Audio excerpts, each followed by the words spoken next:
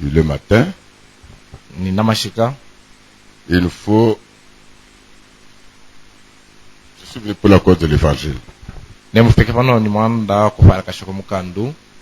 Nous devons nous tenir debout pour lire la parole de Dieu.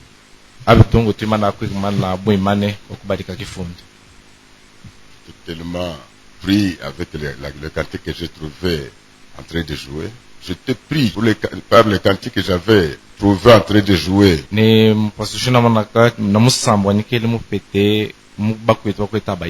Je sais qu'un jour nous allons partir. Ce matin, je vais ouvrir ma prédication avec Jean chapitre 4.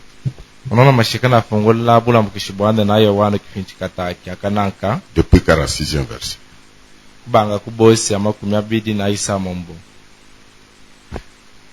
Jésus retourna donc à Cana en Galilée où il avait changé l'eau en vin.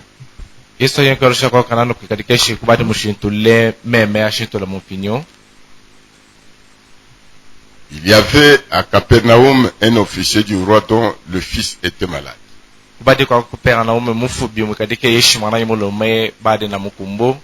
Ayant appris que Jésus était venu de Judée en Galilée, il alla vers lui.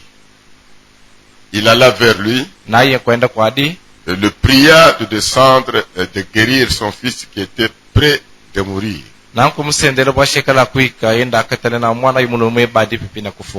Jésus lui dit, si vous ne voyez des miracles et des prodiges, vous ne croyez point. L'officier du roi lui dit, Seigneur, descends avant que mon fils meure.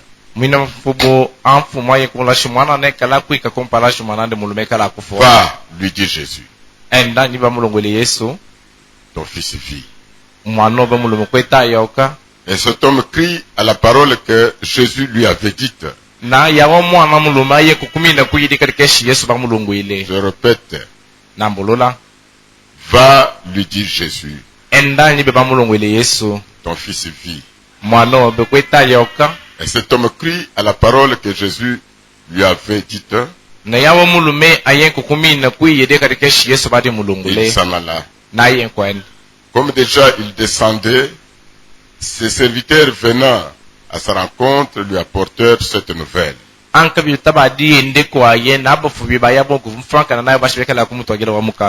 Ton enfant vit. Il leur demanda à quelle heure il s'était trouvé mieux.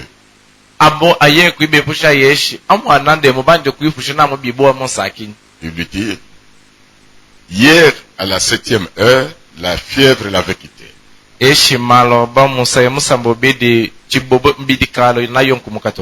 Le père reconnut que c'était à cette heure-là que Jésus lui avait dit, ton fils vit.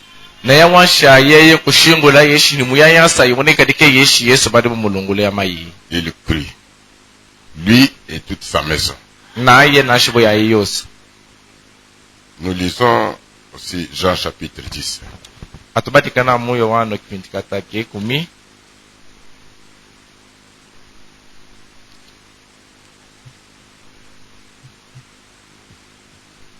Jean chapitre 10, verset 22.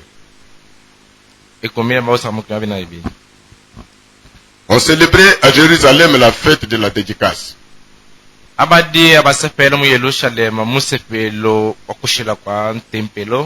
C'était l'hiver. C'était l'hiver, la saison sèche. Et Jésus se promenait plutôt dans le temple sous les portiques de Salomon. Les Juifs l'entourèrent et lui dirent, jusqu'à quand tiendras-tu notre esprit en suspense?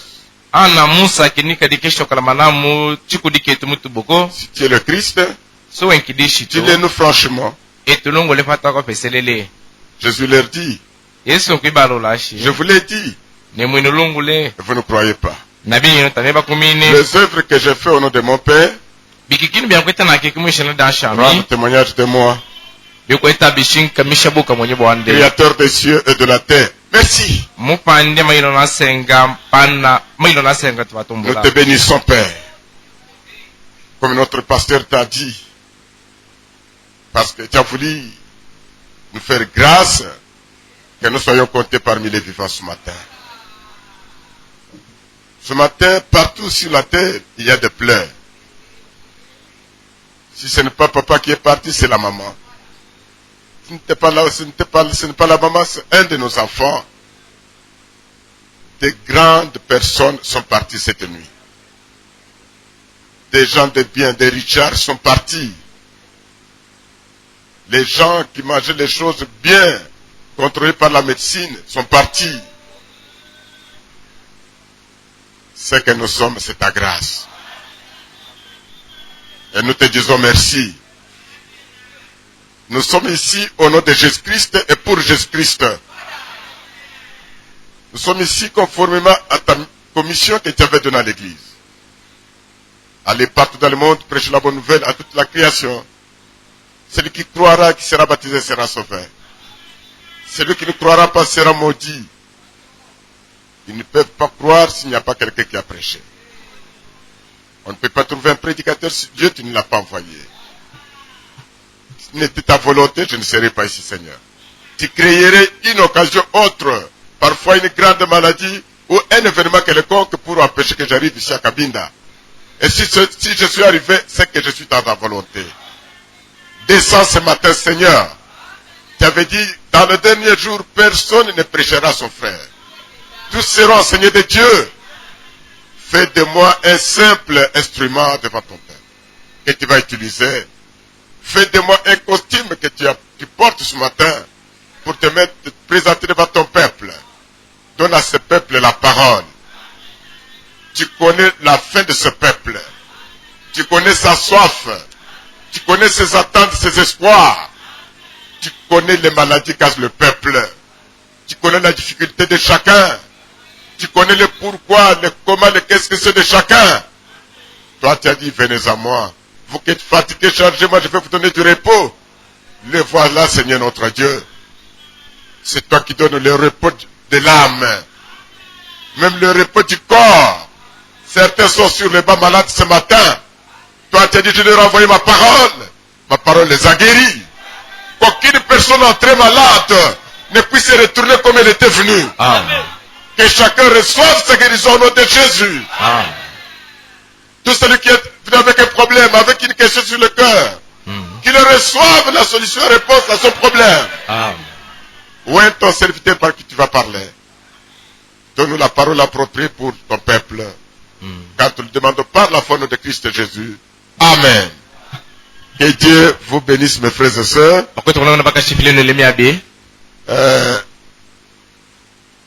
Selon notre première lecture, nous avons lu deux écritures différentes.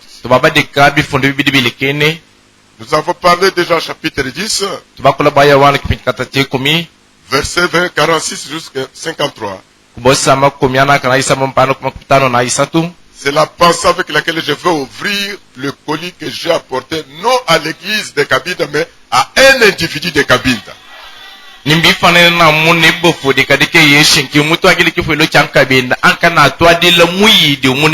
Dieu ne m'a pas envoyé à Kabinda uniquement pour l'assemblée de Kabinda. Et Dieu m'a envoyé à Kabinda avec un colis, un message pour un individu de Kabinda.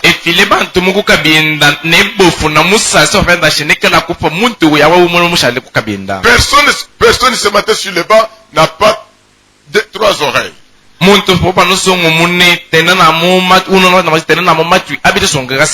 Ah, c'est vous que je salue. Chacun a des oreilles. C'est la sagesse de Dieu. Dieu t'a donné des oreilles. Si l'un est affecté, que l'autre puisse écouter ce matin. Je dois parler sur le message, les œuvres que je fais rendent témoignage de moi.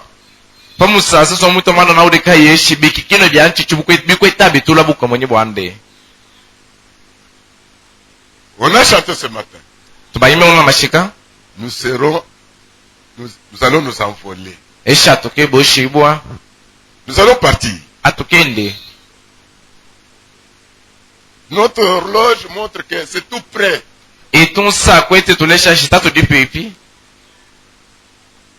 Tous les matériaux pour la construction du troisième temple en Israël, c'est déjà entassé là.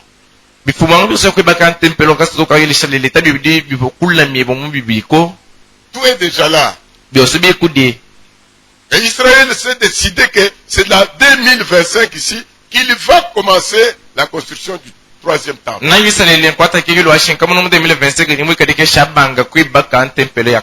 la prophétie avait déjà dit que avant que le temple soit avant qu'on commence à construire le troisième temple d'Israël, nous allons quitter la terre. Je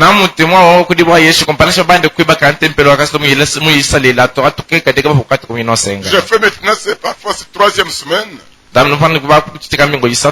depuis qu'on a élu le souverain, pour la première fois, le souverain sacrificateur en Israël.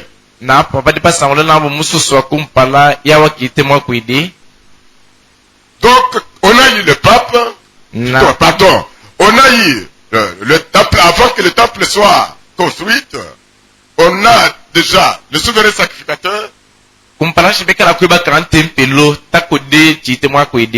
On doit voter les autres, les gens qui doivent travailler dans ce temple-là. Et quand on voit ces choses, ça met en nous l'urgence. Ça enlève en nous la distraction. Alléluia. Amen. Mais, ce matin, ce n'est pas ce que je dois parler. Il y a des volets là, mais je dois prendre le premier volet.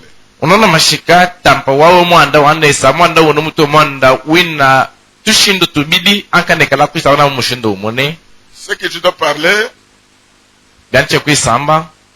c'est la foi de l'ouvrier du roi. La foi de l'ouvrier du roi. C'est ce que nous avons dit là. Dans Jean chapitre 4. Cet homme, son enfant était gravement malade. Il avait déjà entendu les échos de ce que Jésus faisait avec les malades.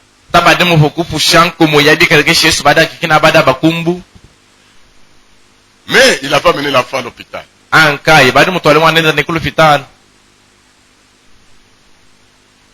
L'enfant à l'hôpital n'était pas guéri.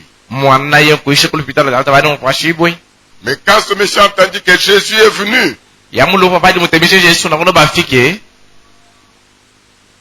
est venu, il est arrivé dans leur ville. Il est parti avec la foi.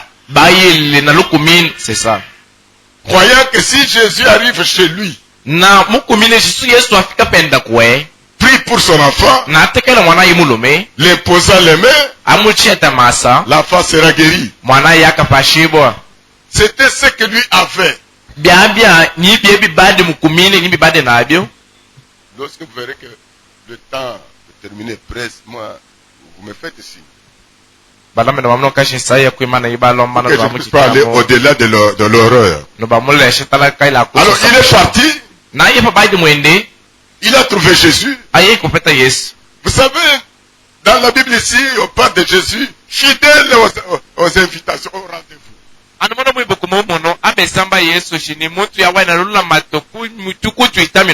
Il savait que quand je vais dire à Jésus, ah non, le Jésus va partir avec nous. Mais lorsqu'il se présente devant Jésus, il dit, Seigneur, mon enfant est cruellement malade. Mon enfant est près de mourir. On m'a parlé que vous êtes venu, c'est pourquoi je suis venu vite vous prendre. Allons chez moi. Vous allez prier pour mon enfant. Jésus, quand il regardait cette personne, il voyait même la circulation de son sang. Il voyait sa pensée. Amen. Et il connaissait la position de cette personne. Il savait même qu'il m'appelle pour aller prier pour son enfant.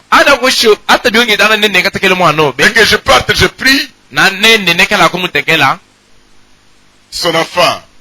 Je pars, son enfant guérit même après 2 jours, 3 jours. Moi, je vois que le moment où cette personne doit avoir le salut, c'est maintenant. Il ne connaît pas la cause de la maladie de son enfant. La cause de la maladie de son enfant, c'est pour sauver son foyer. Je ne fais rien pour rien. William dit, quand une situation vous arrive, si vous êtes chrétien, n'allez pas plus vite. Interroge-toi. Cherche à connaître quelle est la volonté de Dieu dans ce problème. Parce que le Seigneur dit, rien n'arrive sans que Dieu en soit l'auteur. Pourquoi cette situation est arrivée? Qu'est-ce que Dieu cherche? Alléluia. Amen. Jésus l'a regardé. Il a dit cette personne, pour qu'il puisse recevoir son salut aujourd'hui, il faut un miracle.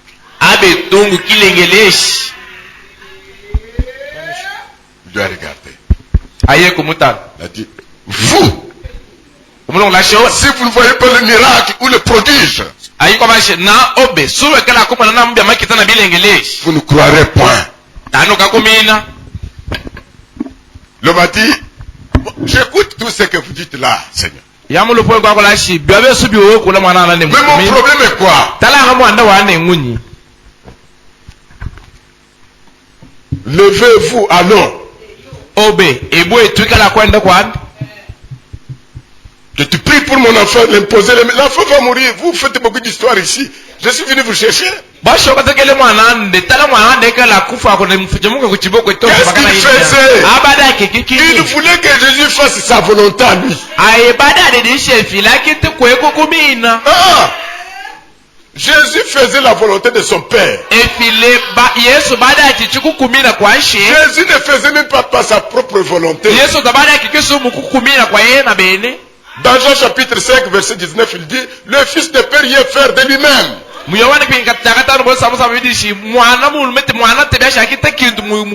Fils fait ce qu'il voit le Père faire. Alors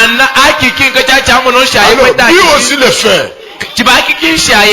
Autrement dit, le Fils fait ce que le Père lui montre dans la vision.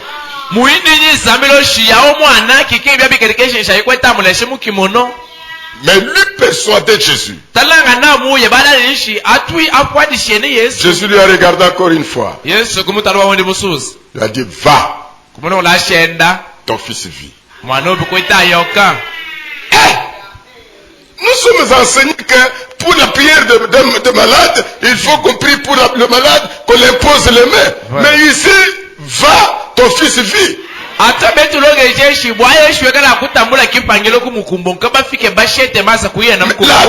ne dit rien là-dessus que quand Jésus a prononcé ces paroles, l'homme là a répliqué encore. Est-ce que vous êtes ici? La foi vient de ce qu'on attend. Ce qu'on attend de la parole de Christ. Pas la parole de Bernard. Pas la parole de Kibambe. Pas même la parole de Branham. Alléluia. La foi vient quand on écoute la parole de Christ. Lorsqu'on dit, la Bible dit, Jésus a dit, un chrétien prend ça. Il n'a pas d'explication. Il n'a pas allé demander à un autre frère. Comment voyez-vous? Non. Qui t'a dit que ce frère-là c'est un enfant de Dieu? Il y a les enfants de Satan ici. C'est ça. Amen. Il y a les représentants de Satan ici. Ils sont au milieu de nous ici pour nous piller tout simplement. Nous sommes ici.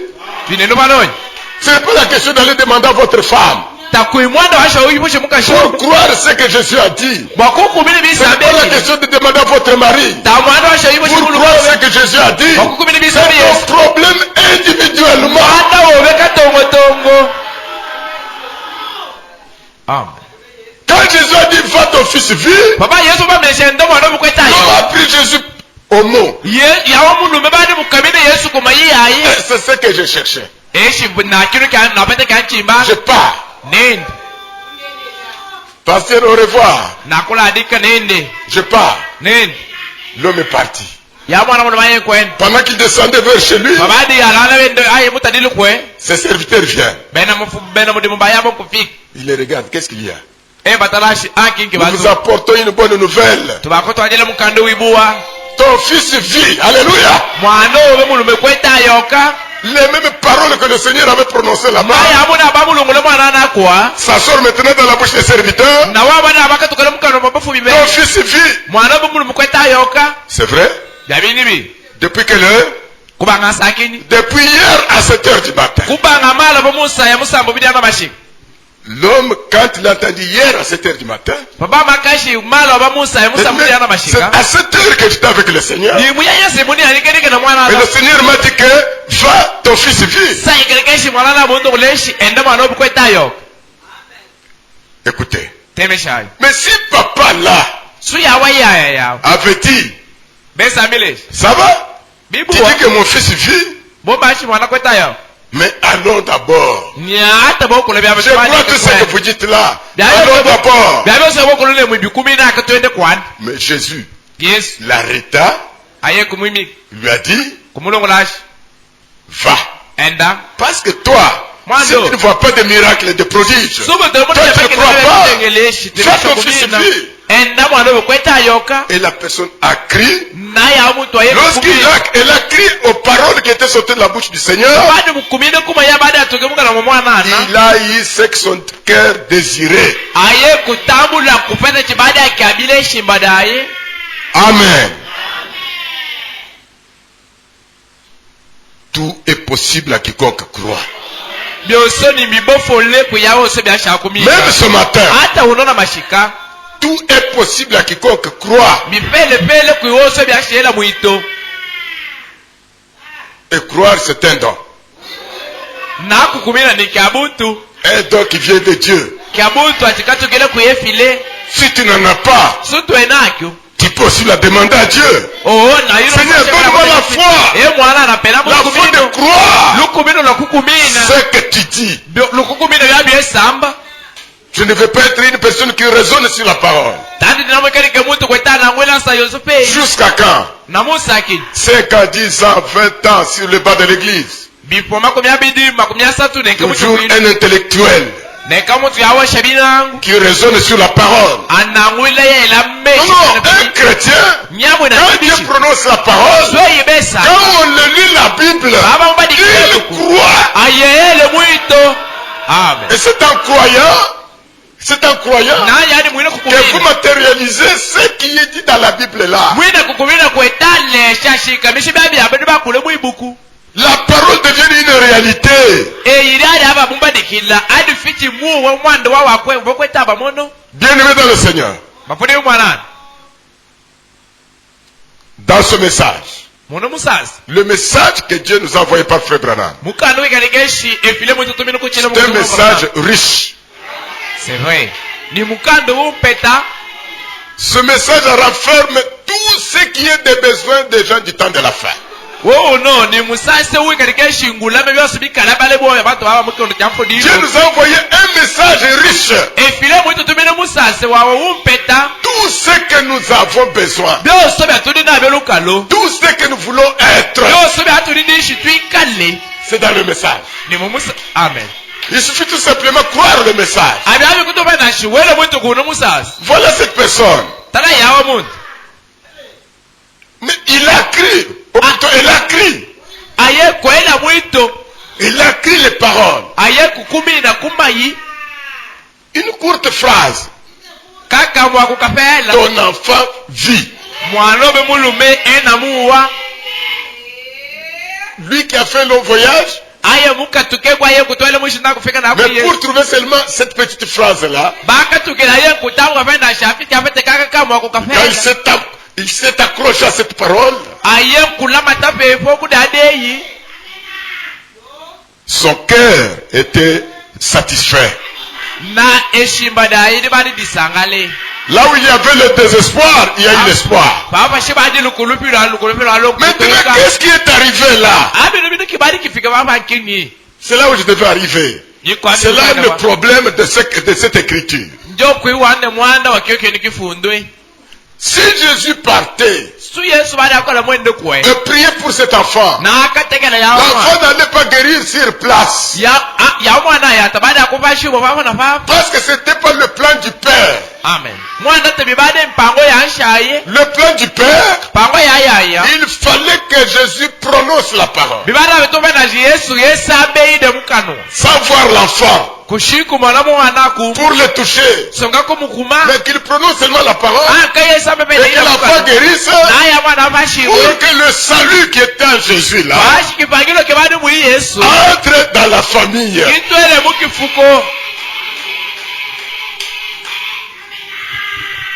Toi aussi ce matin. Quand cette personne a cru ça, la guérison qui était progressive de son enfant était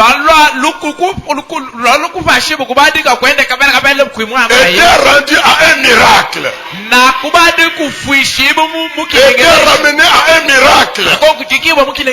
Le papa a vu le miracle. La Bible dit, lui, sa femme, ses enfants, tous ont crié. Pourquoi? Ils ont vu le miracle. Amen. C'est ça. Toi, tu peux voir le miracle ce matin.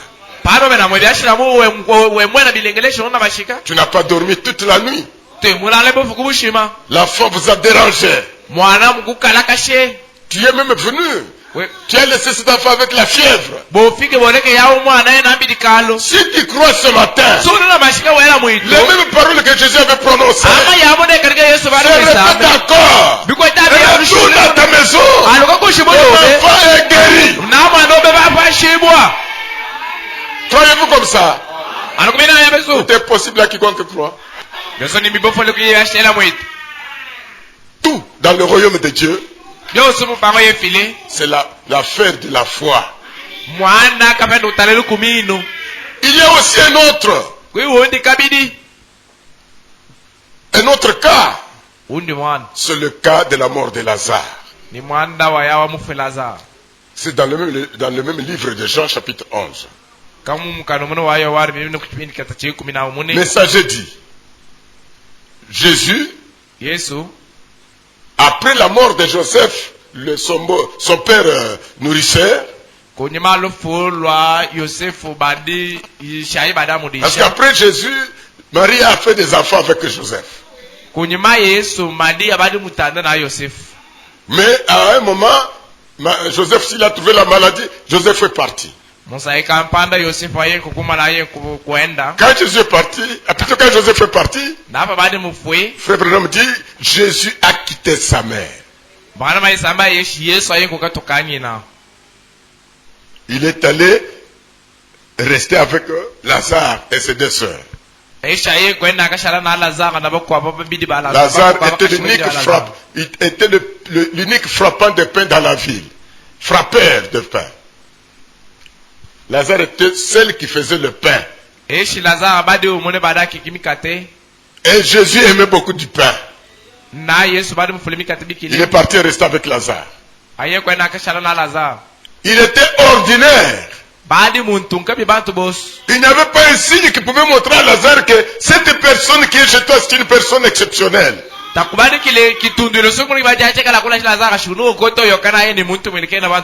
n'avait pas de parole de l'orgueil. De se faire voir à Lazare qui il était. Il était tellement comme Daniel en Babylone. Il a commencé à grandir là-bas. Un jour, Jean-Baptiste est venu à la rivière de Judée. Il prêchait l'évangile. Les gens croyaient. Lazare aussi est parti. Il a vu ce qui se faisait. Si mon jeune frère là était aussi venu, il allait écouter ça. Un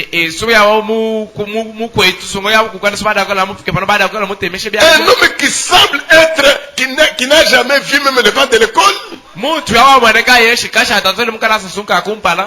Ses cheveux, c'est comme depuis qu'il est né, on n'a jamais coupé ses cheveux. Habillé dans des peaux d'animal. Mais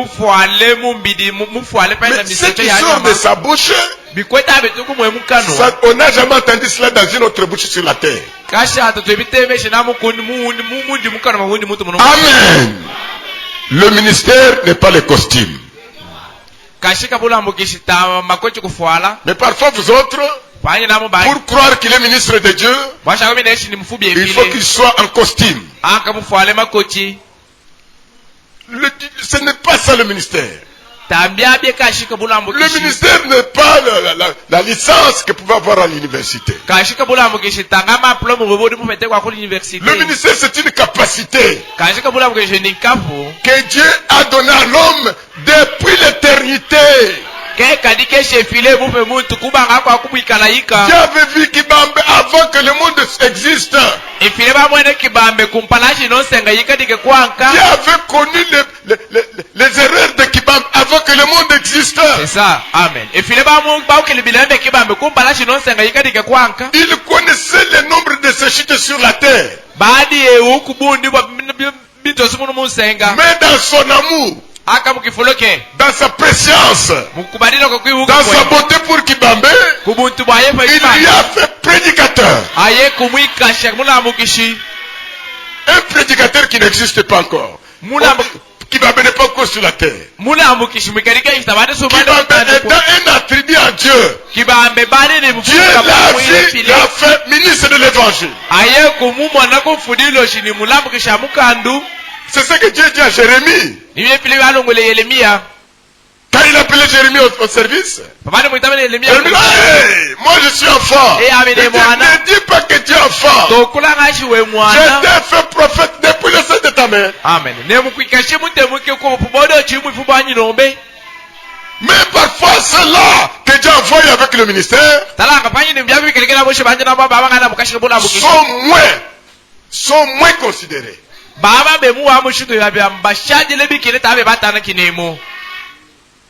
Sont comme des bicoques là, comme une maison. Jésus, même quand il était sur la terre, il était comme un bicoque. C'est comme une maisonnette là, avec beaucoup de trous. Il lui dort là-bas. Ce qui passe, il lui voit comment la personne est sur le lit. Mais la maison dans laquelle la personne se trouve, on ne peut pas penser qu'on peut habiter dans cette maison. C'est pourquoi nous voyons dans l'histoire que même quand Jésus circulait dans le chemin de Jérusalem, et partout ailleurs, ce sont les histoires. Parfois les femmes qui avaient des grossesses. Ce n'est pas écrit ici. Mais nous vivons dans le temps prophétique. Les femmes qui avaient des grossesses, quand elles voyaient Jésus venir, devant elle, il pouvait dévier la direction. Ne voulant pas que la personne de Jésus entre dans son ventre. Parce qu'avoir, il n'avait pas le beau figure. Son aspect n'était pas vraiment agréable, désirable. Mais toute la plénitude divine habitait en lui. Jean-Baptiste était comme ça. Un homme qui était né, baptisé du Saint-Esprit depuis le sein de sa mère. Mais quand on l'a vu aux eaux du Jourdain, on ne pouvait pas avoir l'idée. Il prêchait. Les gens croyaient. Maintenant, Lazare vient. Il trouve Jésus. Il blâme son créateur sans le savoir. Toi, tu ne fais pas les choses de Dieu. Tu t'es créé toi-même. Hein? Tu t'es créé toi-même. Tu ne vois pas que tout le monde est au Jourdain. Il y a un prédicateur mystique là-bas. Toi, tu restes ici. Alors, la César, partons. Comment tu es distrait aux choses de Dieu? Amen. Il est parti avec Jésus jusqu'aux eaux du Jourdain. Quand celui qui était dans l'eau baptisant, les gens regardent. Il a une vision différente de la vision de Lazare sur Jésus. Amen.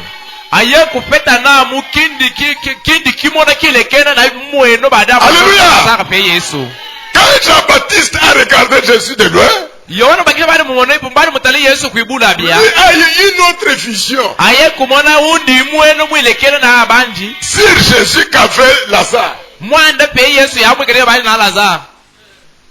Frère Branham dit Jésus ne s'était pas pressé pour entrer dans l'eau.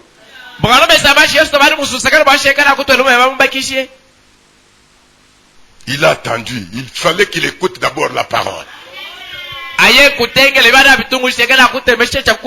Il était esclave à sa parole. Amen. Il fallait qu'il écoute. Il a écouté Jean-Baptiste. Il a crié. Il n'allait pas prendre le baptême d'eau sans d'abord croire ce qu'on prêchait là-bas. Il a crié ce qui se prêchait. Maintenant il s'avance dans l'eau.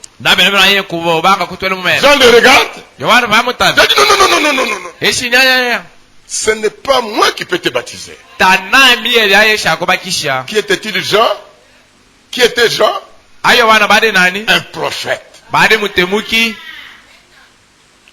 Mais il n'a pas compris la chose. Ce n'est pas Branham qui peut comprendre la chose aujourd'hui. Si Dieu ne l'a pas révélé. Il a dit non. Ce n'est pas moi qui peux te baptiser. Jésus lui a regardé. Il a dit au serviteur de Dieu, faisons toute la justice. Accomplissons toute la parole. Autrement dit, toi tu es le sacrificateur. Moi je suis le sacrifice. Ce n'est pas le sacrifice qui lave le sacrificateur. Ce n'est pas le sacrifice qui lave le sacrificateur. Mais c'est le sacrificateur qui lave le sacrifice. Quand j'ai entendu ça, avancez. Jésus s'est approché des gens. La Bible dit, ceux qui partaient vers Jean pour être baptisés, ils confessaient leurs péchés avant d'être baptisés. Mais nulle part on a dit que Jésus avait confessé ses péchés parce qu'il n'en avait pas.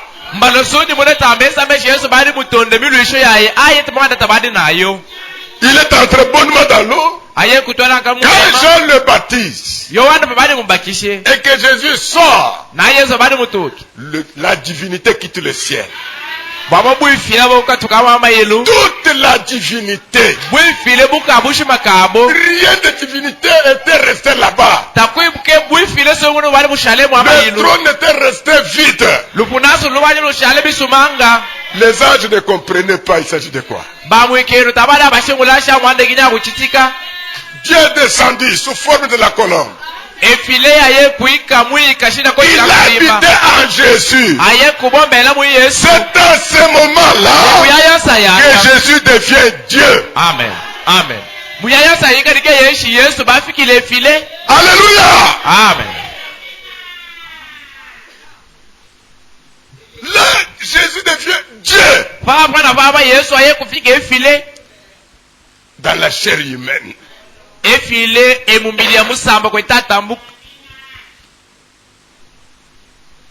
Et chaque enfant de Dieu, chaque fils de Dieu, chaque fille de Dieu, quand Dieu te donne le baptême du Saint-Esprit,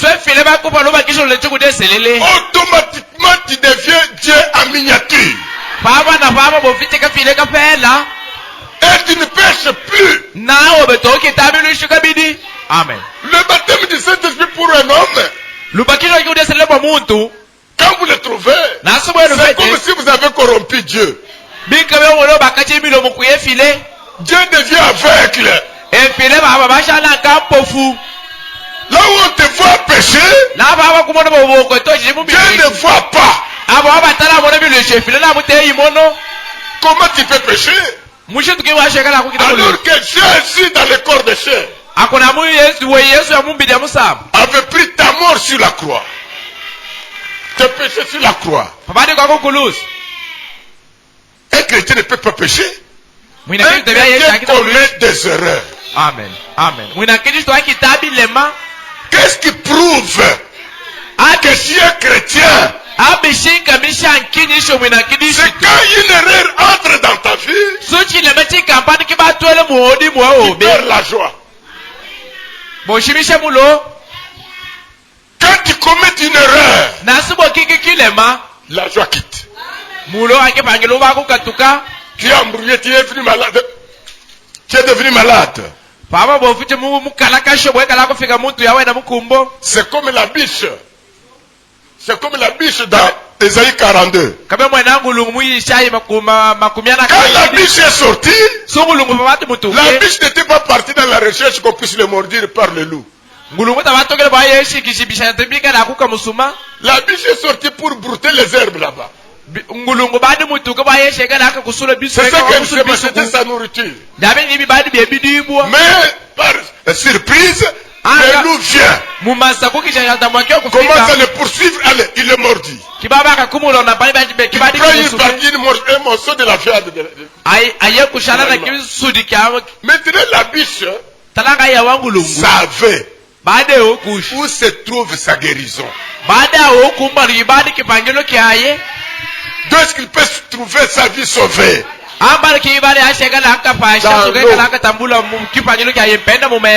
Dans l'eau. Quand il s'est senti qu'il était blessé, le loup prend vraiment la vitesse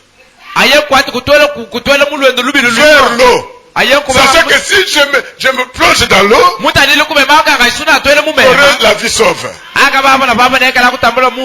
Frère Branham dit, c'est le type de chaque vrai croyant. Chaque vrai croyant, le péché, c'est un accident.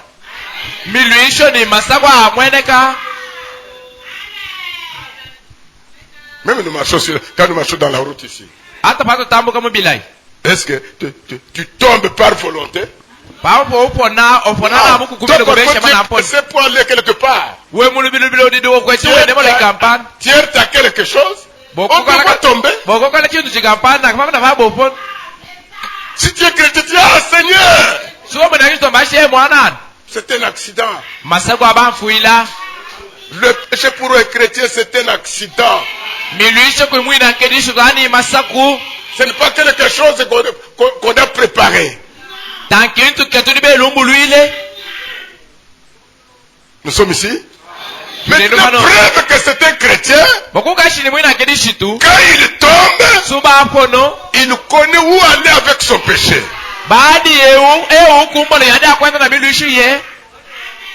La Bible parle des hommes justes. Dieu a appelé Job juste. Frère Branham dit, un juste n'est pas une personne qui ne commet pas de péché. Un juste, c'est une personne qui tombe dans le mal. Mais il connaît en qui aller confesser son mal. Il est tombé dans l'adultère. Il est tombé dans le mensonge. Il est tombé dans une erreur quelconque. Mais il sait qu'il y a un juste quelque part. Il peut aller confesser son péché. Maintenant qu'il est parti vers le juste, il a confessé son péché. Le juste pardonne. Toi qui avais vu la sœur dans cette erreur-là, tu continueras avec tes publicités, tu continueras avec ton travail, mais tu ne vois rien. Amen. Jésus a écouté Jean-Baptiste. Jésus a reçu le baptême.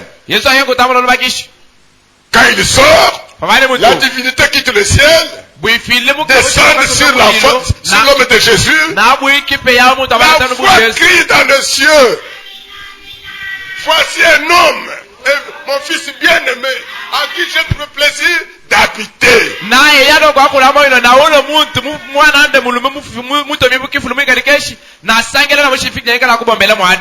Celui qui écoutait ça, c'était Jean-Baptiste. Celui qui avait vu le Saint-Esprit descendre, c'était Jean-Baptiste. Ceux qui étaient là n'avaient rien vu. Il fallait que le prophète ait la révélation et qu'il donne la révélation au peuple. C'est alors que Jean dit, je ne les connaissais pas. Mais celui qui m'a envoyé baptiser dans l'eau, la personne qui entrera dans ton baptême, que tu baptiseras, et tu verras le Saint-Esprit descendre comme une colombe. Habiter en lui, c'est celui-là. C'est celui-là qui sauve le monde. C'est celui-là le sauveur. C'est celui-là qui guérit les malades. C'est celui-là qui ressuscite les morts. C'est celui-là qui parfait le péché. Alléluia. Jean a crié, voici l'agneau de Dieu qui ôte le péché du monde. Quand Jésus quitte la terre, quand Jésus quitte le Jourdain, il n'est pas retourné encore chez Lazare. Jésus est allé continuer à la prière, dans la prédication. C'est là où Jésus a commencé la prédication. Avant ce jour ici, Jésus n'avait rien fait. Amen. Il a tourné avec l'évangile. Après, il est retourné chez Lazare. Parce que les gens ont commencé à suivre Jésus. Jésus est devenu pasteur. Jésus a eu l'église composée de 12 personnes. Lazare, avec sa soeur, avec ses deux sœurs, ont quitté leur dénomination. Ils se sont collés à Jésus. Nous sommes ici. Ils se sont collés à Jésus. Jésus est devenu leur pasteur. Et ils sont restés longtemps. Amen. Mais il ne restait pas seulement là-bas. Il allait avec son ministère partout la prêcher. Quand il a été invité par la personne le pharisien, le pharisien qui l'avait appelé dans la fête chez lui.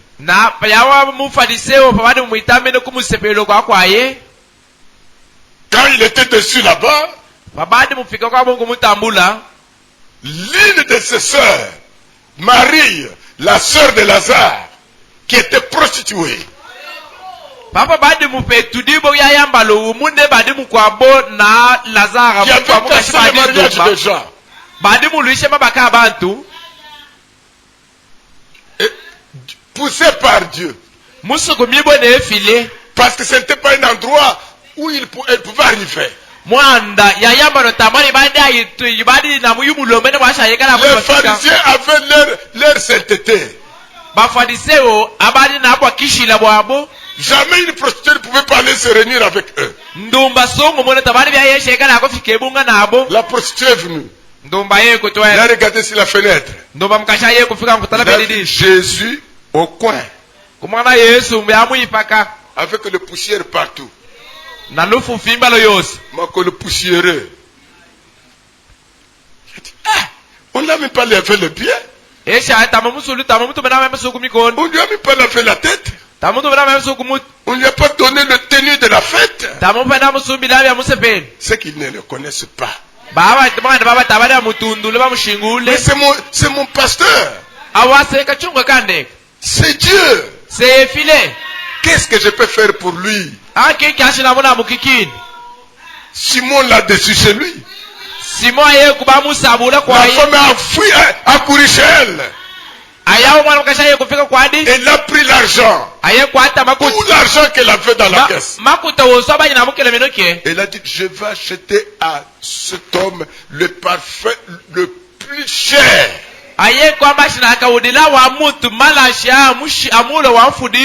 Qui donne peu, trouve peu. Tout dépend de l'estime que tu fais à Jésus. Amen. Tout dépend de la manière que tu considères Jésus. Tout dépend de votre approche à Jésus. La femme est venue avec le parfum. C'est faufilé. Elle est en train. Avec son pied, elle s'est lancée au pied de Jésus. Elle a saisi ses pieds. Elle a pleuré. Elle a pleuré. Le pied que Simon n'a pas voulu laver avec son eau épuisée dans la source où les prostituées se lavent là. La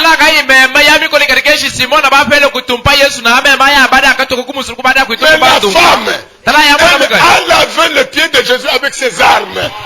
C'est l'arme. Avec les larmes de ses yeux. Elle a mouillé le pied du Seigneur. Il a dit, Simon, le sucre qu'il a là-bas, c'était un sucre de parfois 3 000 francs, 4 000 francs. Mais celui-ci, c'est le Créateur. Moi, je vais essuyer ses pieds avec ma chevelure. Et quand il a essuyé le pied avec la chevelure, il n'a pas pris le parfum Cobra. Il n'a pas pris le parfum Cobra. Il n'a pas pris n'importe quel parfum qui se vend dans le magasin là. Il a pris ce parfum de grand prix là. Elle a parfumé le pied du Seigneur. Vous êtes là? Et c'est cette femme-là qui connaît maintenant une situation aujourd'hui. Quand Jésus maintenant part, il reste là-bas, il retourne chez Lazare, mais il prêche, il revient ici. Merci frère. Le Père dit, toi tu es la vie. Pendant que toi tu es dans la maison de Lazare, je n'accomplirai pas ce que je dois faire. Quitte la maison de Lazare et j'accomplirai ma volonté. Que Dieu vous bénisse ce matin. Nous comprendrons cela. Dieu voulant demain, avant qu'on touche le cœur de notre prédication, nous allons toucher ça. Inclinez vos têtes. Celui qui a la foi comme la foi de l'ouvrier du roi, qui connaît que Jésus est capable de répondre à ses difficultés, et qui est dans le désir que ce matin, Jésus répond à cette difficulté qu'il a là. Que ce soit un problème qu'il va comparaître devant l'État aujourd'hui, au tribunal. S'il croit que Jésus est le véritable avocat, il est capable de se faire, de lui-même prendre le corps de chair et défendre mon problème. Amen.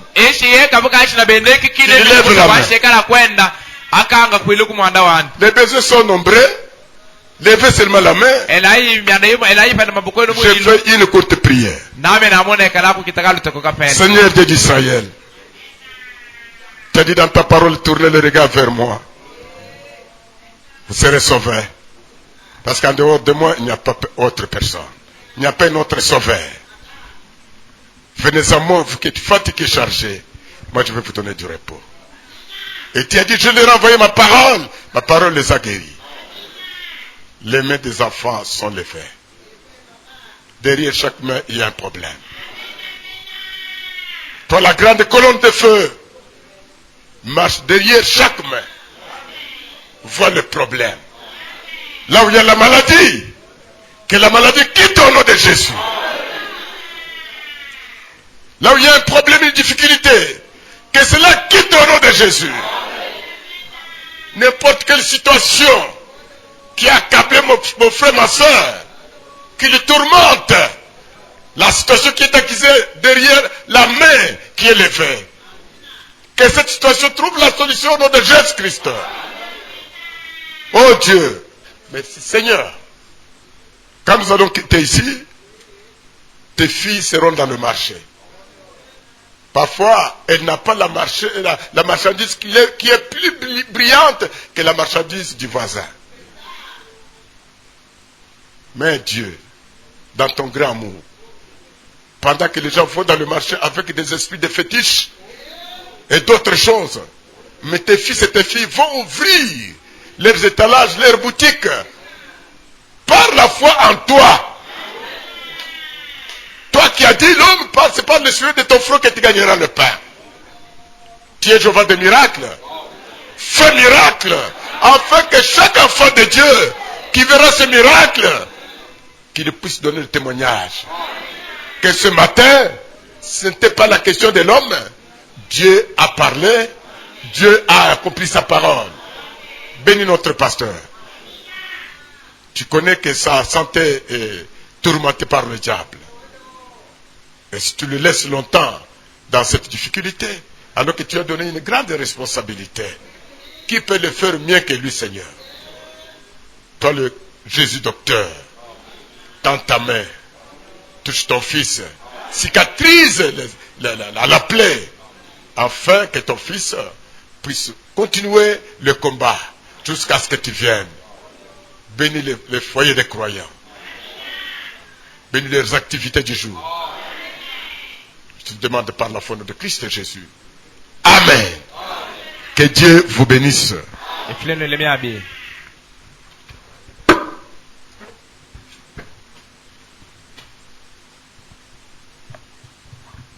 Cherchons la bonne position pour la prière. Dieu nous a parlé, à chacun maintenant de lui parler. Présenter le remerciement à notre Dieu pour tout ce qu'il est en train de faire pour nous. Prions tous ensemble.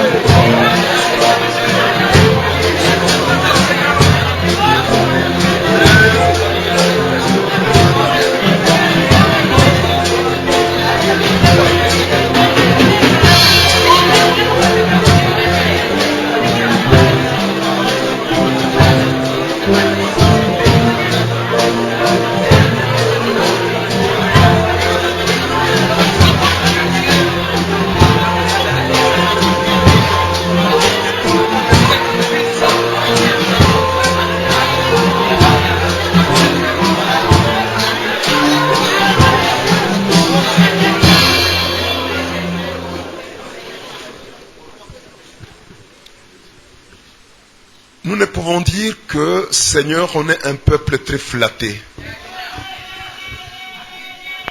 On est flatté parce que tu es en train de nous envoyer de véritables serviteurs avec une parole qui est appropriée, la parole du moment. Oui, Seigneur. Derrière ce que nous venons d'écouter déjà ici, c'est la première intervention de ton serviteur. Et avec ça, Seigneur, on est convaincu que tout le temps qu'il va acter au milieu de nous, nous serons sérieusement bénis. Merci de tout cœur. Tu l'as utilisé pour soulager le peuple de Dieu, nous soulager dans tous les sens possibles. Ton serviteur Bernard mérite toutes les bénédictions. De l'autre côté, Seigneur, tu as écouté la prière de tes enfants. Chacun il a présenté sa requête devant toi. Sois la réponse pour chacun de nous. Oui, quelque part il est dit, sans moi, vous ne pouvez rien faire. Nous nous attendons totalement à toi. Sois véritablement la réponse positive pour chacun de nous. De tout cœur, merci. Et là, nous croyons que même le frère Corneille Madimba, qui a des fortes fièvres, le nom de Jésus-Christ guérit. Le nom de Jésus-Christ donne la solution à chaque problème. Là, d'avance, nous te disons merci, parce que le frère Corneille, par la foi, il est déjà guéri. Même la petite fille de ton serviteur, Nicolas Nkoussou, on a prié, l'enfant est guéri, et ton serviteur est intervenu avec l'offrande d'action de grâce. De la même manière que cet enfant, la fillette est guérie, même nos requêtes à nous tous, Seigneur, s'il y a un cas de maladie, la maladie est déjà terminée. Bénis ton peuple partout. Nous avons commencé avec toi. Et pour cette présentation matinale, on est arrivé à la fin ensemble avec toi. Maintenant, Seigneur, il y aura des gestes que tes enfants vont faire dans des corbeilles. Que chaque geste soit richement comblé de bénédictions. Que la journée soit une journée sous le contrôle de Dieu. Partout là où nous allons nous retrouver, Seigneur, on a besoin de la présence surnaturelle de Dieu. Que la présence de l'ange de l'Éternel soit tout le temps à nos côtés. Même quand nous serons distraits, que cette présence soit toujours là. Que ce soit au marché, parfois au bureau. Les élèves seront dans la salle pour continuer avec leur présentation des examens d'État. Que chacun et chacune, partout là où nous pouvons nous retrouver, que chacun soit béni. Je sais qu'il y a des gens qui nous suivent à la radio, jusque presque à 250 km, que l'intervention de ton serviteur puisse aider celui qui est bien disposé là où il est. Encore une fois, merci. Merci. Et c'est la fin de notre réunion. Prière nous précéder dans la journée d'aujourd'hui. Au nom de Jésus-Christ. Amen.